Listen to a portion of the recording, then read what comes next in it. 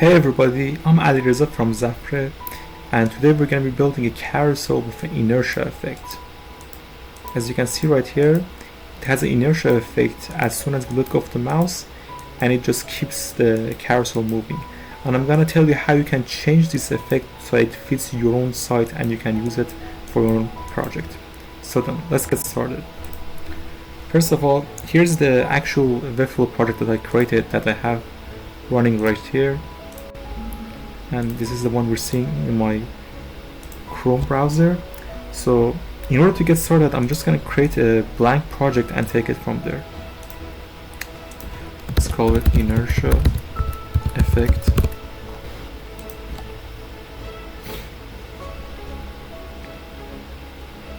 Okay, so it's creating the project for us now. Just gotta wait a few seconds, and there we go. We're gonna start off by adding our section. We're gonna add our container. Now before we continue, I have this little to-do list here set up where we're gonna be looking at what we need to do to get it started, to get everything set up.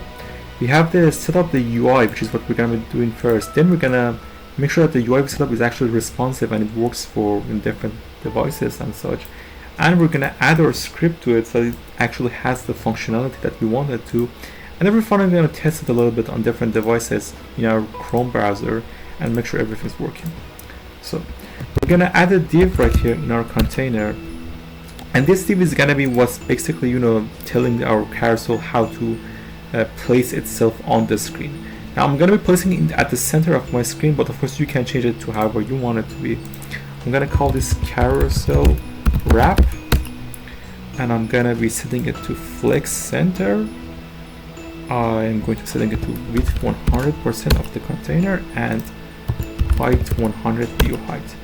So now we have all this space to work with, and we're going to be having it centered right here for our carousel. Then we're going to add another div inside of it, and this is going to be the actual carousel that we're going to be working with, the one that's going to be having all of these items inside of it. So just looking at this, we should probably add some styling to it so that it's working how we want it to be. So for example, I'm looking at this and I'm thinking this one clearly has an overflow of hidden because it just caught off at this point clearly. So we're gonna set this overflow to be hidden. Then we're gonna be adding flex box, and we're gonna add some spacing, put like 5% for example. So our carousel items gonna have some spacing between them. Then we can, let's see here, did that. We can add another div. This one's gonna be called carousel item because it's gonna be the actual items right here that have the images inside of them. We can clearly see that this has a border and it's got some padding before we actually get to the image. So we're gonna be adding that padding right here. I'm gonna be setting it to 10 pixels, and I'm gonna be adding my 1 pixel, and I'm gonna be getting the color from over here. Nope, there we go. It's right there.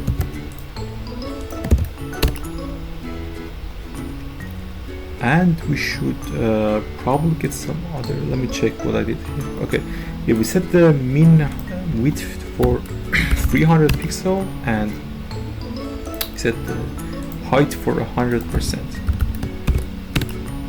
Okay, so now we can start actually adding our image in. But our library is currently empty, so let me just upload some images as well. And these are just gonna be some book images that I found on the internet. You can of course put your own images, whatever they are, in here, but we're just gonna be using some basic book pictures to help us get going here. We can, for example, call this one carousel item image, like that, and we can give it some like height 400 pixels, and let's say width 100, so it's taking up the whole width of the actual item. Let's actually choose one of our images. Let's go with this one for example. Okay, let's wait for it to actually load up. Okay, so we have these set up. Let me just check and make sure I'm not missing anything.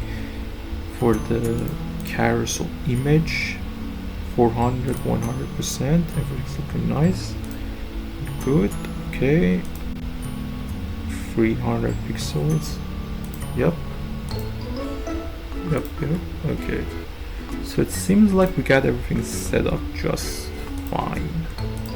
I guess this needs a min width right here. Okay, so our images actually aren't exactly the same width and height, and I can show this too. Like, check this out, right? This one's like this, you know. This one's like this, this one's like this. So they're clearly not the same height and width, but we're making them look the same so that we can have them on a proper carousel and have them all aligned and looking nice. So in order to do that, we're setting the height for them to be static, and we're setting it to 400 pixels. And we're just going to duplicate this a bunch of times. I think 5 should be fine. And we're just going to replace them real quickly here. Yep. Let's go 3. Go 1. Lastly, we're going to pick number 4. Okay, so now it's looking as we want it to be looking, like, as you can see, its design is working, but doesn't actually have the functionality that we want it to have. So let's just check this one off as done. We finished this one. Now we move on to make sure that it is actually responsive and working on different devices. So we're just going to add some breakpoints here so we can check it on multiple different desktop sizes. There we go. So on different breakpoints it is looking just fine, and on tablet it's looking fine again.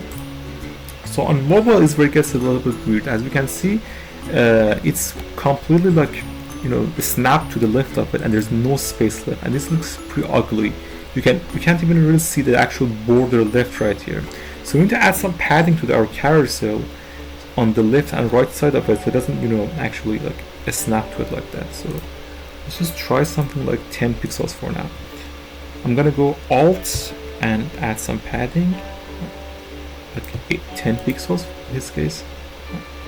And we're only doing this on mobile landscape and below, so it's fine on tablet, it's fine on desktop, just for these sizes.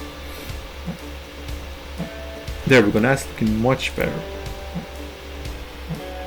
Now that we've done that, we can go on to the next one. Let's just go down on this one. We have to actually add our script. So here we are. Gonna be adding our script right here. Gonna be saving it.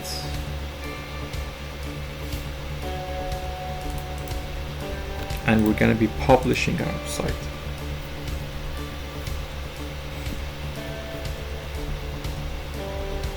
Now I'm gonna open it up,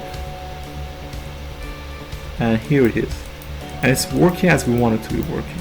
It's got the inertia effect, it's scrolling just fine. Let me check it on, you know, smaller devices and see what happens. It's working fine on tablet. Let's try mobile landscape and portrait. So it's working with touch just as fine. There's no issues.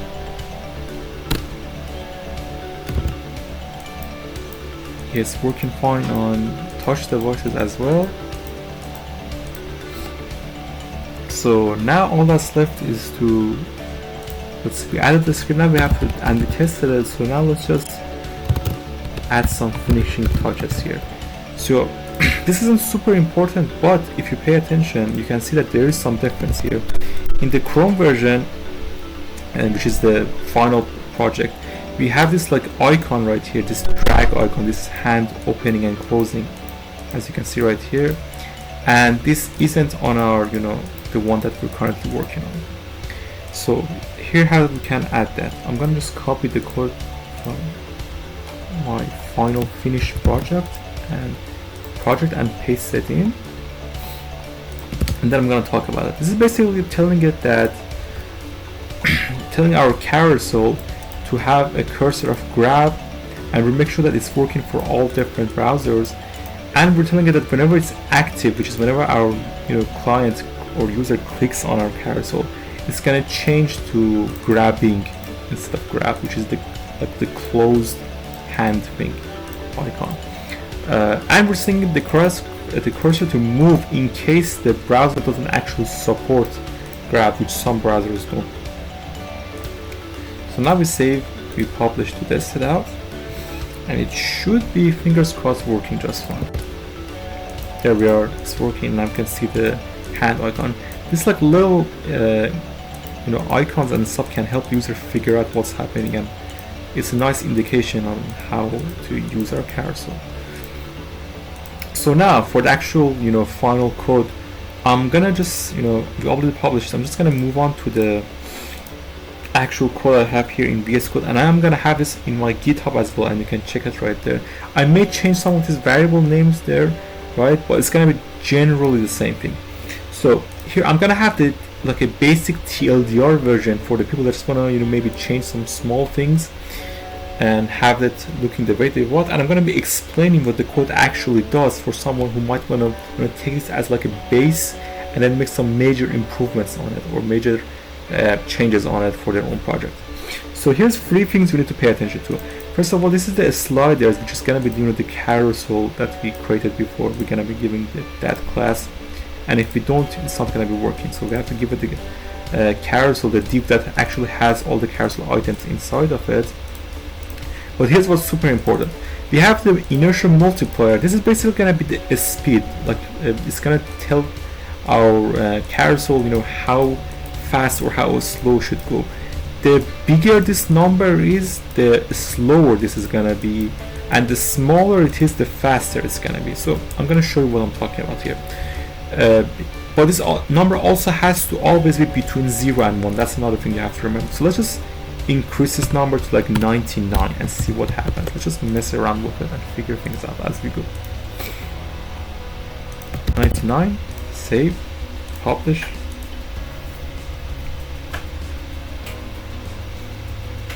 Wait a little bit. Now it's right here, and as you can see, it's much slower. Like it just takes like multiple seconds for it to slow down, even though it's traveling the exact same distance. Like look, it's much slower. Now let's change it the other way around. Let's make it 9, not 99, just 9. Here we go. Let's publish again.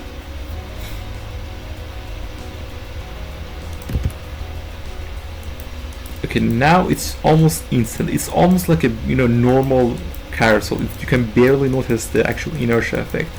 It's kind of there, like it doesn't immediately stop, but it's like much snappier and faster. So that way you can control it and have it looking and feeling how you want it to. Also, this is the threshold, which is gonna basically make it like tell the code when it should stop, like how much space it can travel before it stops. So basically this is like the speed of the carousel, and this is like the distance of it, like how much the user can scroll before it actually stops. And the bigger this number is, the faster it's gonna stop, and the smaller it is, the more time it's gonna take before it's like it stops. So let's just make this to like 1 and see what happens.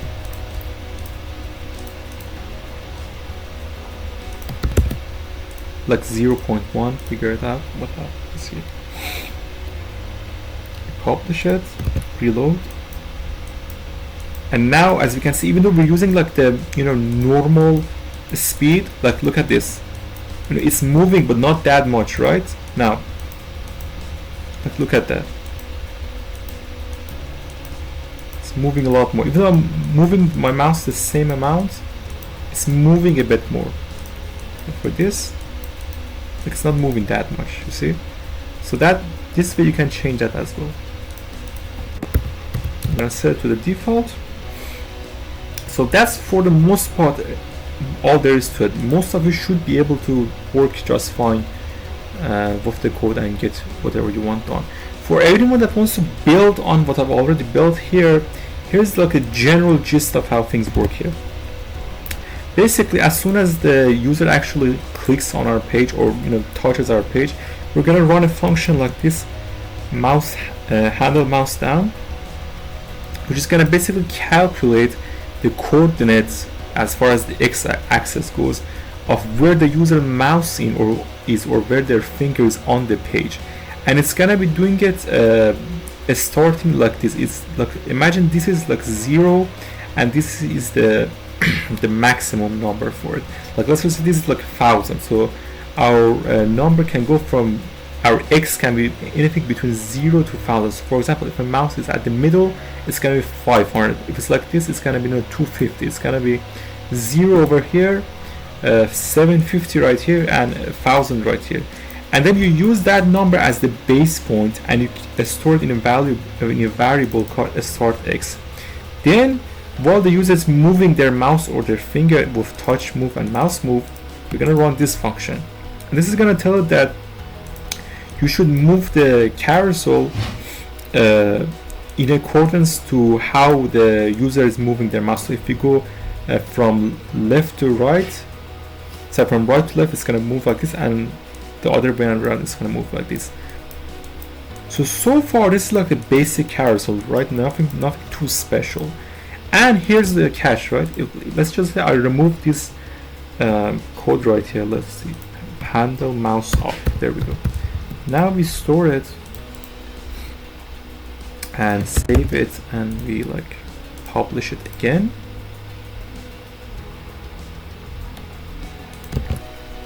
Now we can see it's just a basic carousel, like nothing to it, just normal carousel, no inertia effect, no smoothing, nothing at all. The reason why is because we removed this part right here, this code. So now I'm going to uncomment it, and I'm going to try to explain it as best as I can. Basically what we're doing is that we're saying that, hey, whenever you stop, like whenever the user lets go of their mouse, right, we're going to run this function, and this function is going to be running multiple times until a certain criteria is met. So what does the function actually do? It's going to be adding a value to the actual slider's scroll left, which is going to cause the carousel to start sliding, and it's going to slide depending on this value right here. So this value vel_x is calculated using our mouse move function. You can see it right here, and let's just say it's a value like 10, for example. This value is then gonna be multiplied by a number. That number is right here, the multiplier that we talked about, and that's why I said the number always has to be between 0 and 1. This way our vel_x will always be getting smaller and smaller each time this function runs, and it's gonna get to a point where it gets small enough where it's whenever it's compared to the threshold, if it doesn't meet this criteria, this if statement right here, it's no longer going to repeat this function. However, if it doesn't and it is more than the threshold, which is right here, it's just going to keep on running this function again and again and again and again till it gets less than 0.5. So let's say it's 10 at first, then it gets multiplied by this, and then again multiplied by this, and again multiplied by this, till it just gets to a very small number like 0.4, for example. Then it's no longer more than 0.5, so it stops, no longer keeps calling the function. And that's more or less how it works. And you can use that, and you can find the GitHub for this in the description as well, and in the comment section. So that's it, and I'll see you in the next one.